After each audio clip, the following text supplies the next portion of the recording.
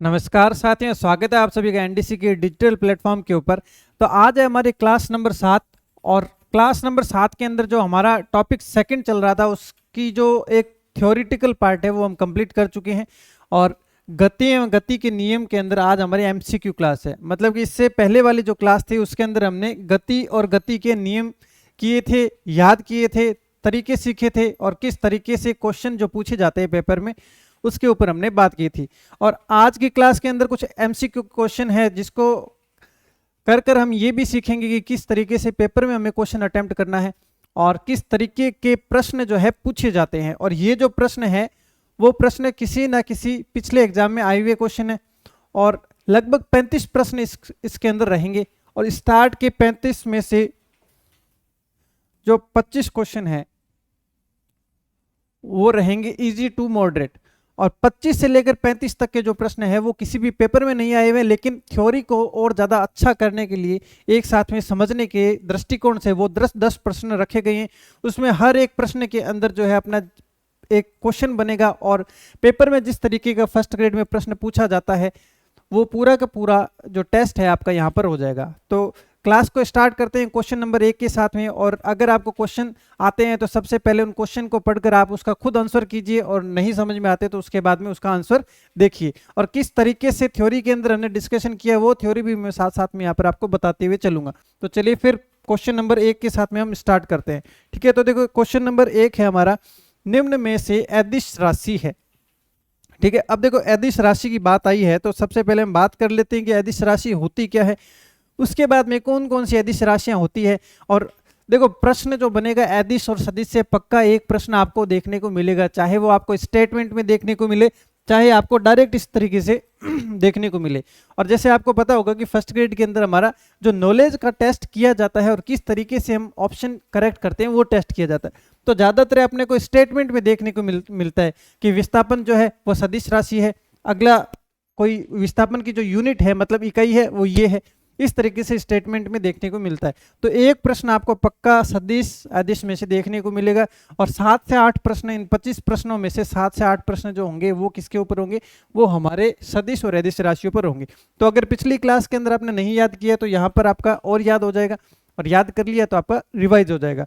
और पूरी एक लिस्ट जो है मैंने पिछली जो फर्स्ट क्लास जो थी मतलब कि पिछली से पिछला वीडियो उसके अंदर मैंने पूरा का पूरी एक फोटो दी थी जिसके अंदर जितनी भी सदिश राशियां और अदिश राशियां होती हैं वो उसके अंदर लिखी गई है। अगर वो आप कर लेते हैं तो आपके जो नंबर है सदिश अदिश राशियों से वो कहीं नहीं जाने वाले।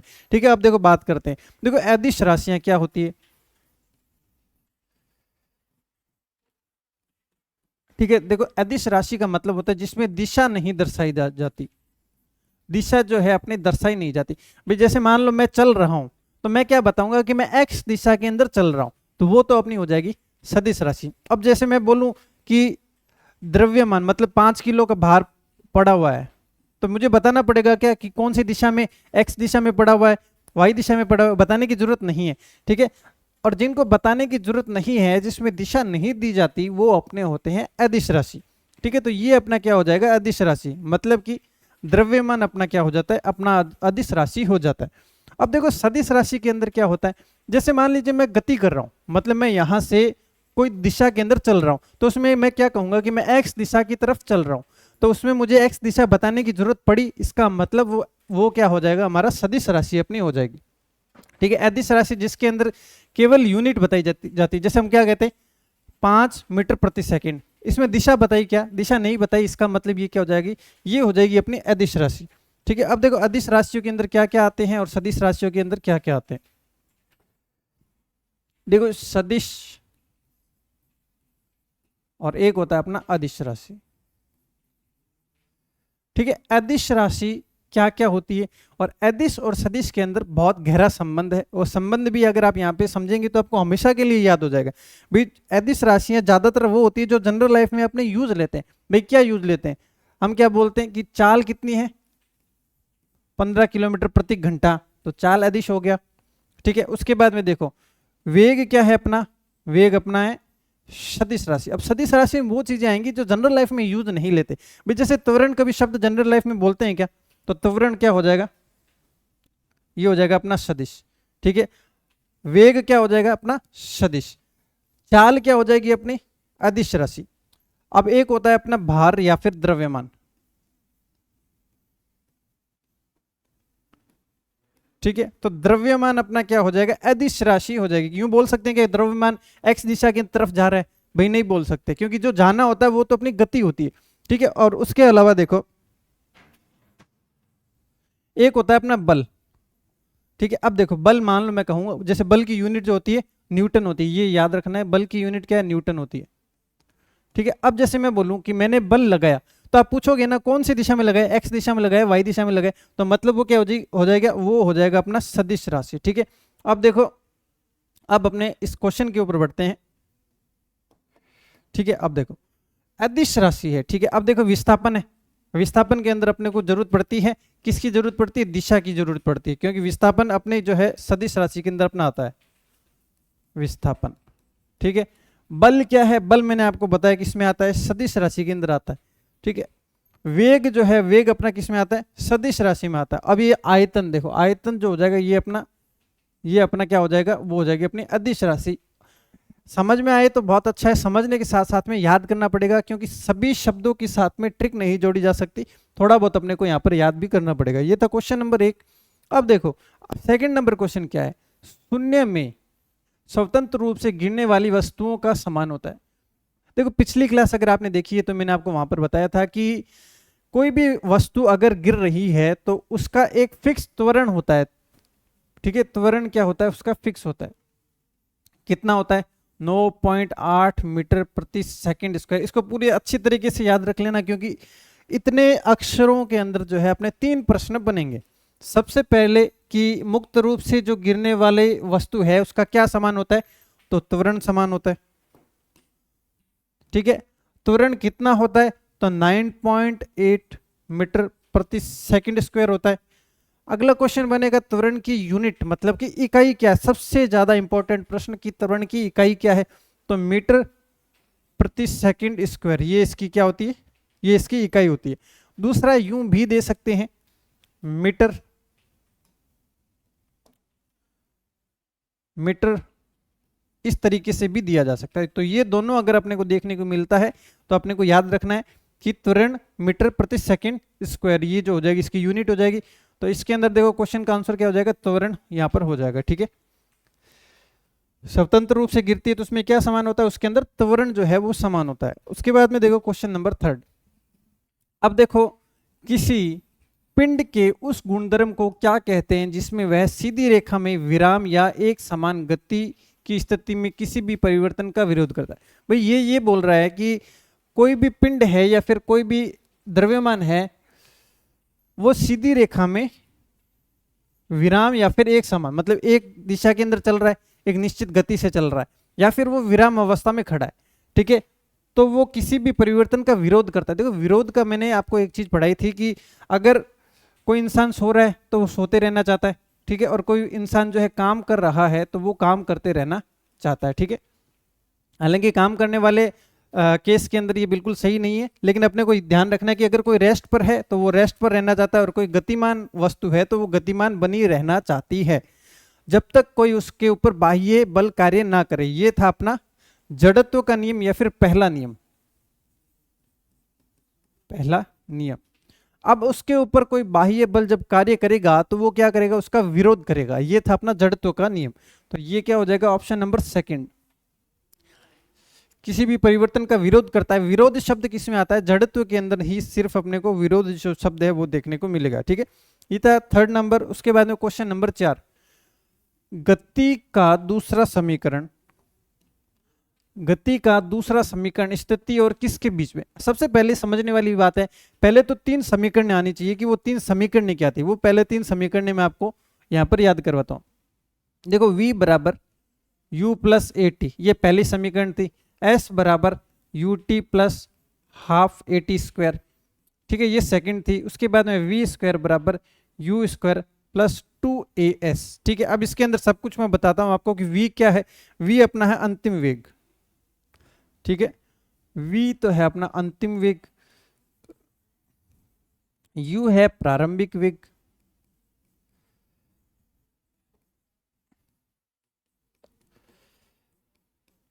ए जो है वो अपना क्या है, त्वरण है।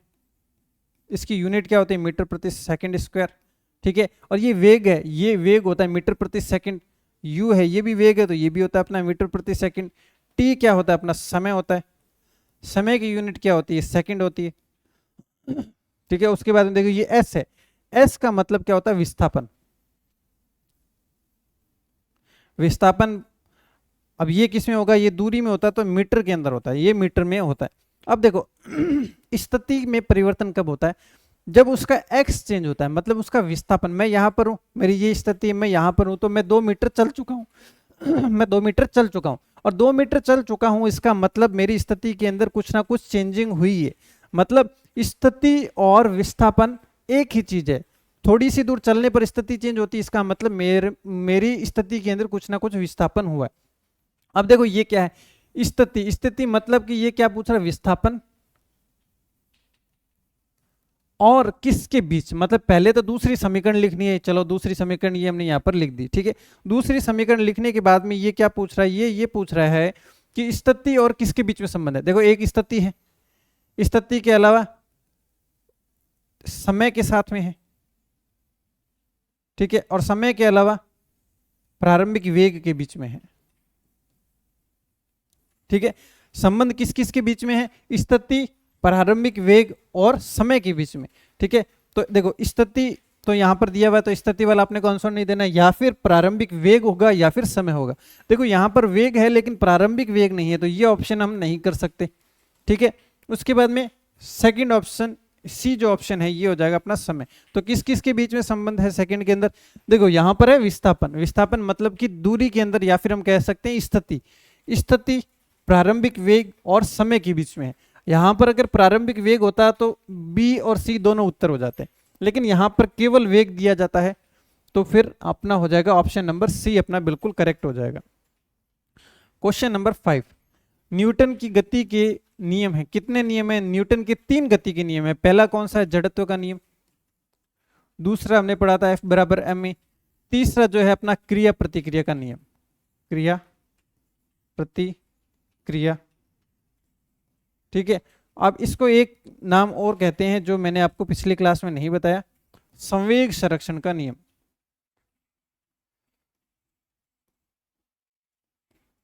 ठीक है, संवेग संरक्षण का नियम भी इसको बोलते हैं। ठीक है, तो कितने नियम हो जाएंगे, तो 3 नियम अपने यहां पर हो जाएंगे। अब देखो प्रश्न नंबर 6, विस्थापन राशि होती है। ठीक है, क्या पूछ रहा है कि सदिश होती है या फिर अदिश होती है। ठीक है, अदिश के अंदर तो देखो अपनी क्या होती है, दूरी होती है, स्पीड मतलब कि अपनी चाल जो होता है अदिश राशि होती है। ठीक है, अब देखो चाल का ही भाई अपने यहाँ पर क्या है, वेग है। दूरी का भाई अपना क्या होता है, विस्थापन होता है। ठीक है, और एक अपना क्या होता है, त्वरण होता है। ये तो अपनी सदिश राशियां हैं और ये वाली अपनी अदिश राशियां हैं।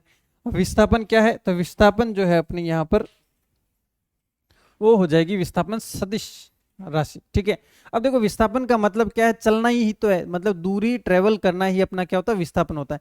तो क्या ये धनात्मक हो सकती है, क्या ये ऋणात्मक हो सकती है, तो इसके बारे में हम थोड़ी सी बात करते हैं। देखो जैसे मैंने यहां से ये 1 किलोमीटर, 2 किलोमीटर, 4 किलोमीटर, 6 किलोमीटर। ठीक है, और यहां से -2, -4 और -6 किलोमीटर है।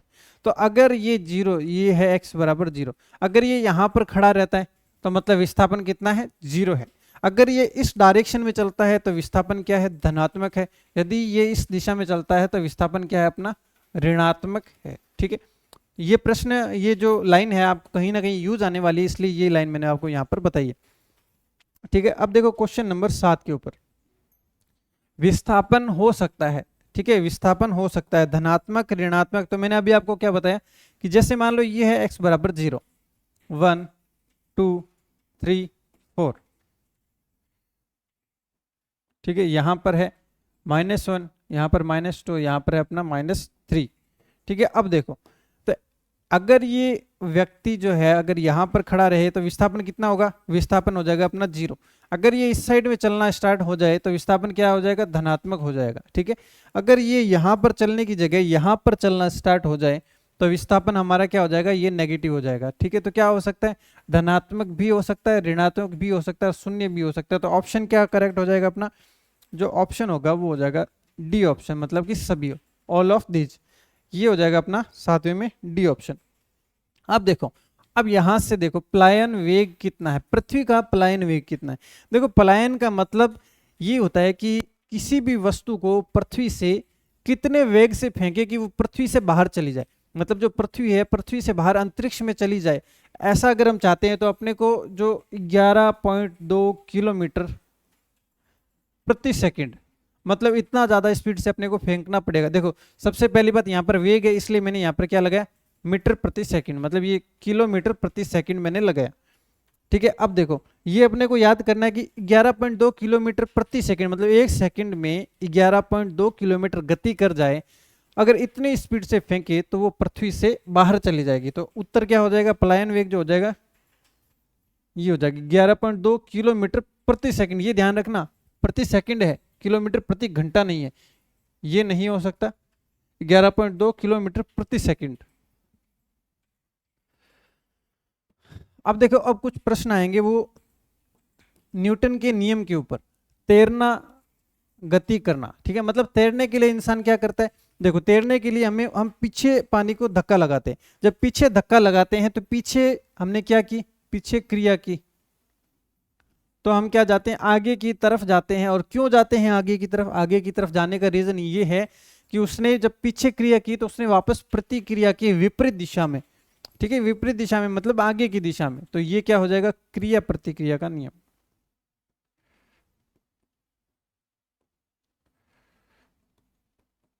ठीक है, अब ये क्रिया प्रतिक्रिया का नियम अपना कौन सा होता है, तृतीय नियम होता है। तो सी ऑप्शन ये अपना बिल्कुल यहां पर करेक्ट हो जाएगा। अब देखो उसके बाद में गति की समीकरण है, गति की समीकरण। देखो फर्स्ट समीकरण अपनी क्या है, v बराबर u plus a t, s बराबर u t plus half a t square, ये है अपनी सेकंड। और थर्ड है v स्क्वायर बराबर यू स्क्वायर प्लस 2as, ये अपनी तीनों समीकरण है। ये है फर्स्ट, ये है सेकंड और ये वाली है अपनी थर्ड समीकरण। ठीक है, तो अब यहां पर क्या हो जाएगा, देखो गति की प्रथम समीकरण v बराबर u प्लस ए टी। उसके बाद में देखो गति की दूसरी समीकरण, देखो दूसरी समीकरण क्या थी, s बराबर u t plus half a t square. ठीक है, ये लो s बराबर u t plus half a t square. ठीक है, ये है you t plus half a t square. ये देखो इस तरीके से s बराबर u t plus half a t square, ये है सेकंड समीकरण। s अपना क्या है, विस्थापन है, u अपना क्या है, प्रारंभिक वेग, t अपना समय है, a अपना क्या है, त्वरण है। ठीक है, तो ऑप्शन सेकंड। गति की तीसरी समीकरण क्या है, v बराबर यू स्क्वायर प्लस 2as, तो c जो है अपना यहाँ पर बिल्कुल करेक्ट ऑप्शन यहाँ पर हो जाएगा। 12 के बाद में देखो प्रश्न नंबर 13, न्यूटन की गति के द्वितीय नियम से किसकी परिभाषा प्राप्त होती है। देखो मैंने इसके लिए आपको एक उदाहरण बताया था कि न्यूटन एक बकरी लेकर आया, ठीक है, तो बकरी को उसने लात मारी, जैसे ही लात मारी तो बकरी क्या बोली, मैं, मतलब F बराबर ma, ये अपना क्या है, दूसरा नियम। तो द्वितीय नियम से किसकी परिभाषा प्राप्त होती है, ये किसकी परिभाषा है, F क्या होता है, F अपना होता है फोर्स। फोर्स का मतलब क्या होता है अपना, ये होता है अपना बल। ठीक है, तो यहां पर अपना क्या हो जाएगा, बल जो हो जाएगा, ये अपना बिल्कुल सही उत्तर हो जाएगा। 13 के बाद में प्रश्न नंबर 14, देखो निर्वात में एक पत्थर, रुई व सिक्के को समान ऊंचाई से गिराने पर पहले सतह पर कौन पहुंचेगा। भाई निर्वात है, इसका मतलब वहां पर हवा वगैरह नहीं है, वो स्वतंत्र रूप से गिर रहा है। और स्वतंत्र रूप से गिरने वाले केस में मैंने आपको बताया था कि कोई भी चीज अगर कितने भी भार की हो, एक साइड जो अपनी कॉटन होती है, रुई की बॉल हो छोटी सी, और एक साइड 1 किलो का अगर बाट भी रखा गया है, तो साइंस के अकॉर्डिंग वो जो है दोनों एक साथ में पहुंचेंगे। या फिर एक एग्जांपल और देता हूं कि मान लो 5 मंजिला बिल्डिंग है, वहां से एक कॉटन बॉल को फेंका जाता है और एक इंसान छलांग लगाता है, तो साइंस के अकॉर्डिंग जो है वो दोनों समान समय के अंदर, मतलब दोनों एक साथ में नीचे पहुंचेंगे। तो यहां पर देखो एक बड़ा पत्थर, ठीक है, एक बड़ा पत्थर है, एक रुई है और एक सिक्के को समान ऊंचाई से गिराने पर सभी क्या पहुंचेंगे, साथ में पहुंचेंगे। अब क्यों, इसका रीजन ये है कि जो साइंस के अंदर क्या माना जाता है कि वहां पर कोई भी एयर फ्रिक्शन नहीं है, तो एयर फ्रिक्शन नहीं होता है तो तीनों की तीनों एक साथ में पहुंचते हैं। उसके बाद में देखो द्रव्यमान राशि है, द्रव्यमान कैसी राशि है, द्रव्यमान जो है अपनी अदिश राशि है, तो अदिश मतलब ये बी ऑप्शन जो है अपना बिल्कुल सही हो जाएगा। उसके बाद में देखो द्रव्यमान व त्वरण के गुणनफल को कहते हैं। ठीक है, तो सबसे पहली बात, द्रव्यमान को क्या कहते हैं हम, द्रव्यमान को एम बोलते हैं, त्वरण को क्या बोलते हैं, ए बोलते हैं। एफ बराबर एम ए, ये हमने पढ़ा था, एफ बराबर एम ए। भाई एम ए किसका फॉर्मूला, ये अपने को पता होना चाहिए। तो हमने न्यूटन का जो द्वितीय नियम था, जब बकरी को लात मारी तो बकरी क्या बोली, एम ए। ठीक है, तो वो क्या हो जाएगा, एफ बराबर एम ए, तो ये हो जाएगा बल। गुणनफल को क्या कहते हैं, गुणनफल मतलब कि गुणा करना। अब देखो, अब यहां पर क्या है, वेग में परिवर्तन की दर को कहते हैं। देखो इसके लिए मैंने आपको एक एग्जांपल बताया था कि जब हम गाड़ी चलाते हैं तो एक निश्चित स्पीड से, मान लो 50 की स्पीड से गाड़ी चल रही है, ठीक है, लेकिन जब हम गाड़ी को फास्ट करते हैं तो 50 से 60 होती है, 70 होती है, 80 होती है। ठीक है, तो 50 से 80 जो हुई, तो मैंने आपको बोला कि ये जो 30 है वो उसका त्वरण होता है। ठीक है, 30 जो है त्वरण होता है। तो त्वरण का मतलब क्या हुआ, वो क्या हुआ, 50 से 80 हुआ, मतलब वेग में परिवर्तन की जो दर होती है उसी को हम क्या कहते हैं, त्वरण कहते हैं। ये मैं आपको पिछले वीडियो में बता चुका हूं। अब त्वरण का मात्रक है, अब इसमें से जो करेक्ट आंसर है वह आप खुद बताएंगे। मैंने आपको बताया था कि त्वरण का जो मात्रक होता है वो मैं कुछ देर पहले यहाँ पर आपको बता चुका हूं। तो अगर आप करेक्ट आंसर देखना चाहते हैं तो थोड़ा सा वीडियो को पीछे करना, और अगर इसका आंसर आपको पता है तो कमेंट सेक्शन के अंदर आप इसका उत्तर जरूर लिखना कि इनमें से कौन सा ऑप्शन है वो करेक्ट जो है अपना ऑप्शन है। ठीक है, ये है 18वां क्वेश्चन जो आपके लिए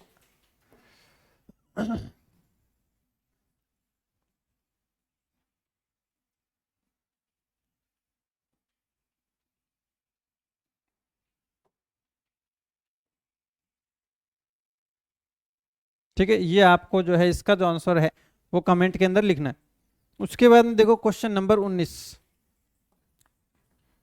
ठीक है, रॉकेट गति के किस नियम पर उड़ता है। अब देखो रॉकेट कैसे उड़ता है, रॉकेट उड़ता है ऊपर की तरफ, और जब उड़ता है तो उसके अंदर पीछे की तरफ गैसें निकलती है और वो गैसें जमीन के ऊपर धक्का लगाती है, क्या लगाती है, जमीन पर धक्का लगाती है। तो क्रिया की जमीन के ऊपर और वो जा रही है ऊपर की तरफ, इसका मतलब प्रतिक्रिया ऊपर की तरफ हुई, नीचे की क्रिया, तो ये हो जाएगी क्रिया प्रतिक्रिया का नियम, क्रिया प्रतिक्रिया का नियम। ठीक है, क्रिया प्रतिक्रिया का नियम, ये हो जाएगा अपना ऑप्शन सी, क्योंकि तृतीय जो नियम है वो क्या हो जाएगा, क्रिया प्रतिक्रिया का नियम। उसके बाद में देखो गति के प्रथम नियम का प्रतिपादन किसने किया। अब देखो गति के जो तीनों नियम है वो नियम जो दिए थे वो दिए थे न्यूटन ने। ठीक है, तो गति के तीनों नियम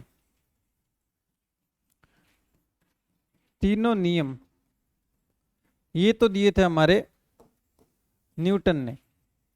ठीक है, लेकिन जड़त्व का नियम, ठीक है, जड़त्व का नियम जो दिया था वो किसने दिया था, वो दिया था गैलीलियो ने।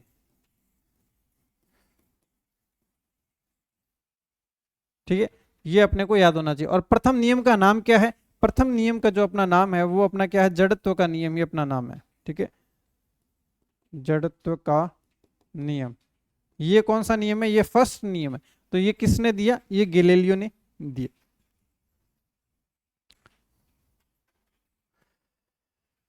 संवेग संरक्षण का गति का कौन सा नियम है, ये मैं आपको पीछे बता चुका हूं कि तृतीय नियम है, उसको संवेग संरक्षण का नियम भी कहते हैं। ठीक है, 21 के बाद में देखो क्वेश्चन नंबर 22। ठीक है, अब देखो क्रिया प्रतिक्रिया का नियम, क्रिया प्रतिक्रिया का नियम कौन सा नियम है, तो ये तृतीय नियम है, कई बार बात कर चुके हैं इसके बारे में। जड़त्व का नियम गति के कौन से नियम पर आधारित है, तो ये प्रथम नियम के ऊपर आधारित है। सबसे पहला नियम कौन सा है, जड़त्व का नियम ही है। अब देखो जड़त्व के प्रकार है, ये अपने को थोड़ा सा दिमाग लगाने वाला प्रश्न है।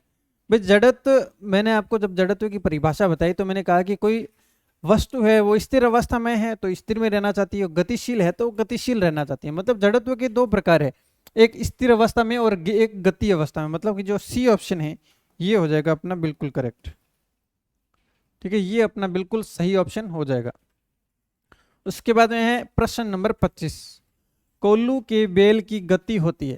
भाई कोल्लू का बेल कैसे गति करता है, जैसे उसमें क्या होता है कि एक बीच में एक पिलर होता है, ठीक है, उस पिलर के चारों ओर वो क्या करता है, गति करता है, उस पिलर के चारों ओर वो गति करता है। तो ये कैसी गति है, ये एक वृत्ताकार गति है।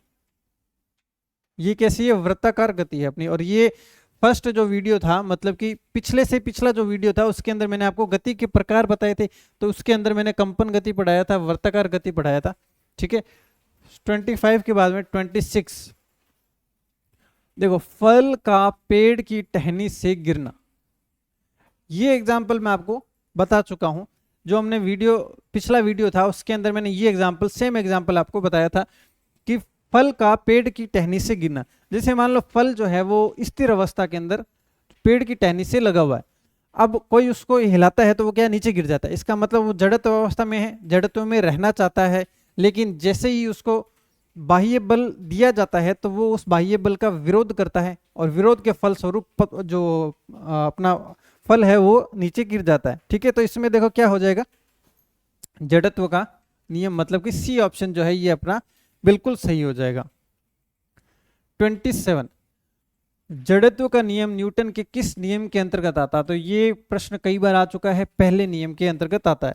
27 के बाद में 28, जमीन पर चलना किस नियम के अंतर्गत आता है। अब देखो, जमीन पर कोई भी प्रश्न जब पूछा जाता है और नियम पूछा जाता है तो सबसे पहले अपने को पता होना चाहिए कि उसके अंदर क्रिया क्या होती है। जैसे मान लो, देखो ये इंसान का पैर है, ठीक है, ये इंसान का, ठीक है, ये इंसान का पैर है। ठीक है, अब देखो इसमें क्या होता है कि जब हम चलते हैं तो इसमें पीछे की तरफ एक फोर्स लगाया जाता है। ठीक है, हम पीछे की तरफ धक्का देते हैं। जब पीछे की तरफ धक्का देते हैं तो हमें भी एक आगे की तरफ एक धक्का लगता है। क्या लगता है, आगे की तरफ एक धक्का लगता है। ठीक है, आगे की तरफ धक्का लगता है, इसका मतलब हम क्रिया तो कर रहे हैं पीछे की तरफ, और प्रतिक्रिया हो रही है आगे की तरफ। तो ये क्या हो जाएगा, क्रिया प्रतिक्रिया के नियम, मतलब कि थर्ड नियम जो है क्रिया प्रतिक्रिया का नियम। अब ये ऑप्शन के अंदर नहीं होना चाहिए वैसे। ठीक है, अब ये इसमें क्या हो जाएगा, फर्स्ट ऑप्शन जो हो जाएगा अपना बिल्कुल करेक्ट हो जाएगा, मतलब कि क्रिया प्रतिक्रिया का नियम जो हो जाएगा अपना इसके अंदर लगेगा। रॉकेट का प्रक्षेपण, ये प्रश्न भी आ चुका है। रॉकेट का प्रक्षेपण मतलब कि रॉकेट ऊपर जाएगी और जो उसकी जो गैस होगी वो पीछे की तरफ आएगी, तो धक्का पीछे की तरफ लगाएगी और जाएगी आगे की तरफ, तो क्या हो जाएगा, क्रिया प्रतिक्रिया का नियम।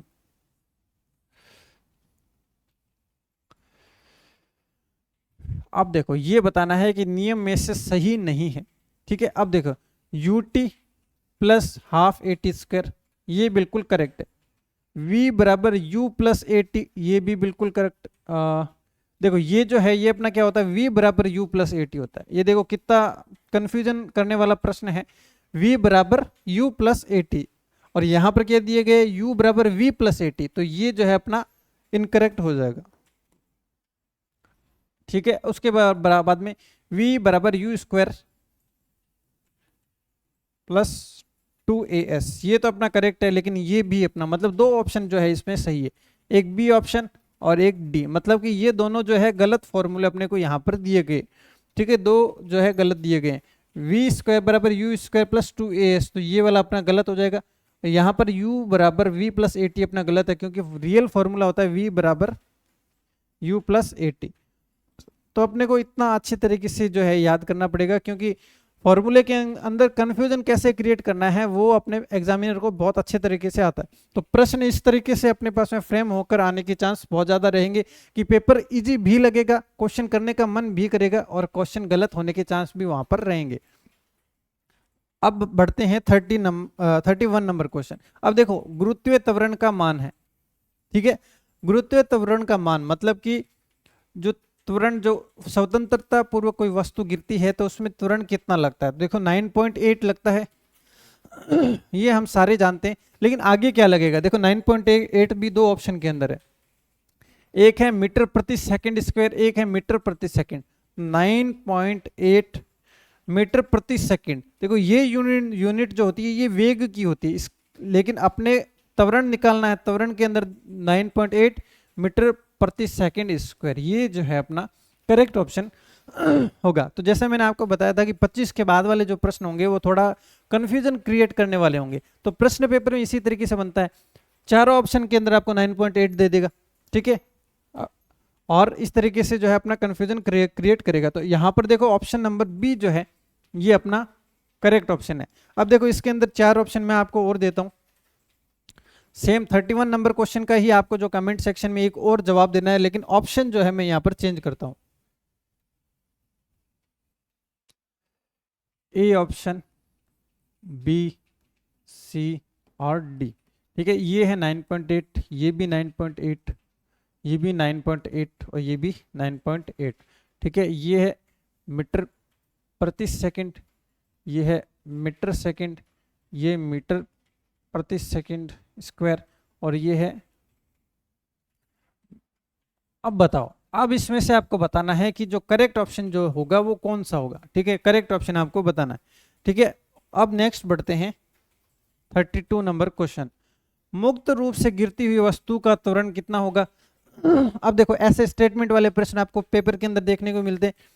इस बार क्या है कि आपको त्वरण का मान नहीं पूछा है, अब आपको ये चीज पूछी है कि आपको त्वरण के बारे में क्या पता है।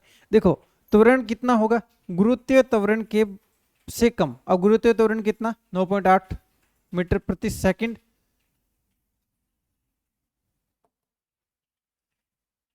ठीक है, मीटर प्रति सेकंड इस तरीके से अपना होता है, या फिर 9.8 मीटर इस तरीके से होता है, ठीक है, ये अपना गुरुत्वीय त्वरण होता है। तो ये यही पूछ रहा है कि गुरुत्वीय त्वरण कितना होता है, मुक्त रूप से अगर कोई वस्तु गिर रही है तो उसके अंदर गुरुत्वीय त्वरण लगता है, ठीक है। तो कितना होगा, गुरुत्वीय त्वरण से कम, गुरुत्वीय त्वरण से ज्यादा, गुरुत्वीय त्वरण के बराबर या कहा नहीं जा सकता।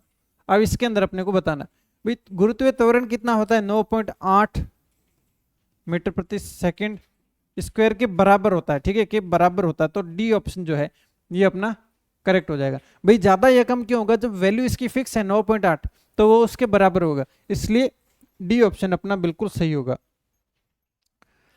32 के बाद में त्वरण का मात्रक है, त्वरण का मात्रक क्या है, अपना सी ऑप्शन, ये है अपना त्वरण का मात्रक है। अब एक क्वेश्चन आप 33 में आप खुद बताएंगे कि वेग का मात्रक है, वेग का मात्रक है, ए ऑप्शन है मीटर प्रति सेकंड, बी ऑप्शन है मीटर सेकंड,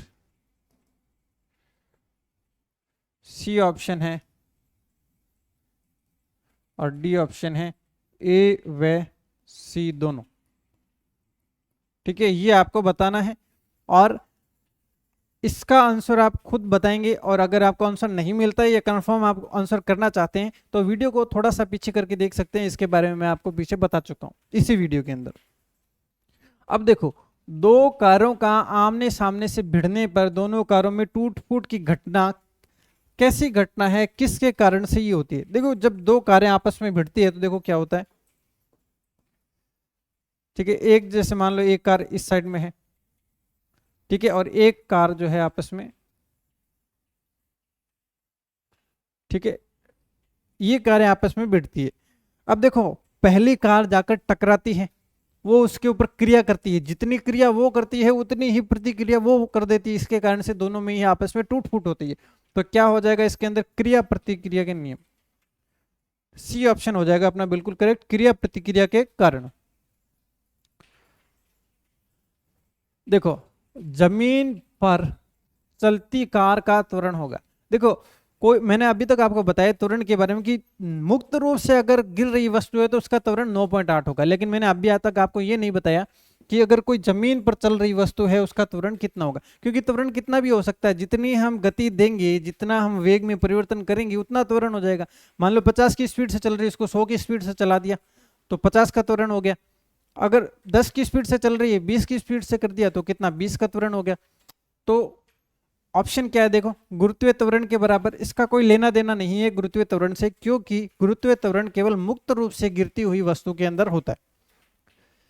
गुरुत्वीय त्वरण से कम, इसका गुरुत्वीय त्वरण से कोई लेना देना नहीं है, ठीक है। तो ये तीनों ही गुरुत्वीय त्वरण है, तो फोर्थ ऑप्शन क्या हो जाएगा अपना, कहा नहीं जा सकता। और क्यों नहीं कहा जा सकता, क्योंकि केवल मुक्त रूप से गिरती हुई वस्तु के त्वरण ही जो है 9.8 फिक्स होता है, बाकी किसी का त्वरण फिक्स नहीं होता।